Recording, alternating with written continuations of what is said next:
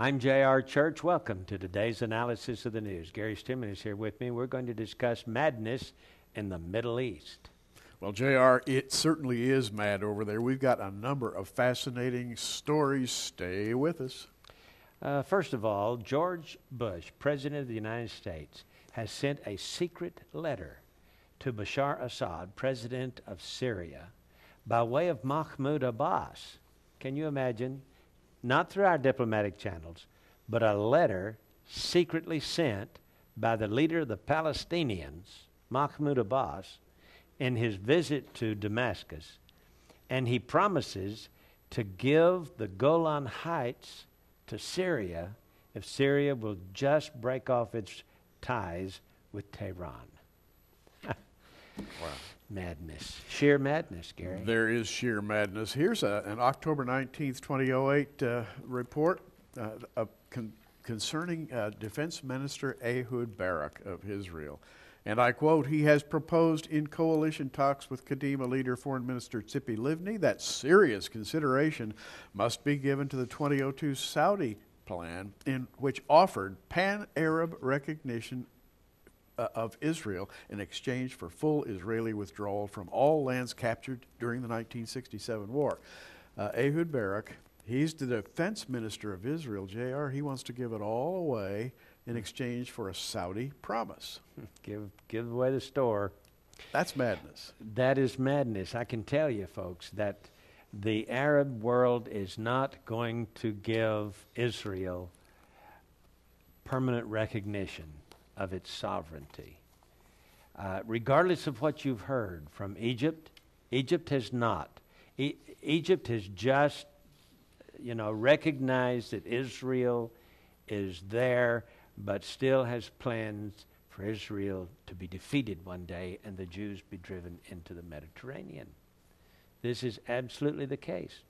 If Israel were to adhere to this plan, JR, 9 miles would be a slender sliver of land, 9 miles wide would be the extent of Israel, right down through the middle of the country. Yeah. There's no defense against any enemy when your country's only 9 miles wide.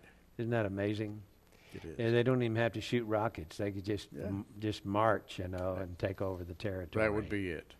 I have an article here from the Jerusalem Post saying, according to Deputy Defense Minister Matan Vilnai, the country is in one of the most complicated and dangerous periods in its history.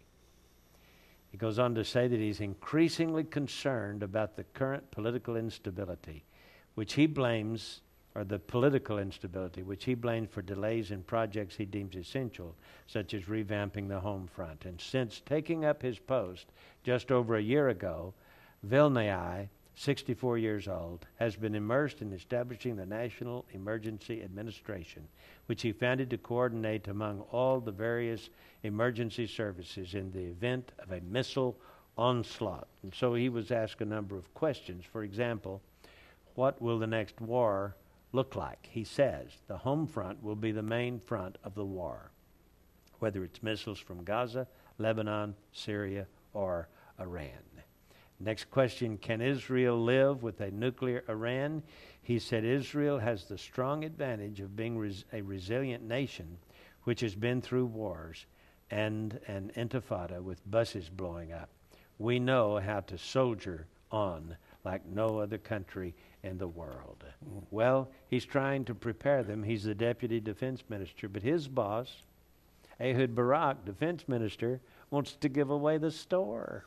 Meanwhile, up north, the Russian-Syrian discussions in progress in both of their capitals, that's Damascus and Russia, are covering the disposition of air defense S-300 and Iskander-E missiles to be deployed initially around Syria's Mediterranean ports where Moscow is building naval bases. JR, these S-300s are highly advanced missiles that can be equipped with nuclear warheads. They're anti-aircraft, but they're also missiles that can be used to hit ground targets.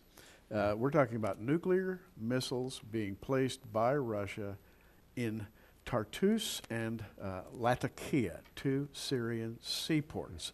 To me, JR, this is Gog at work. Yes.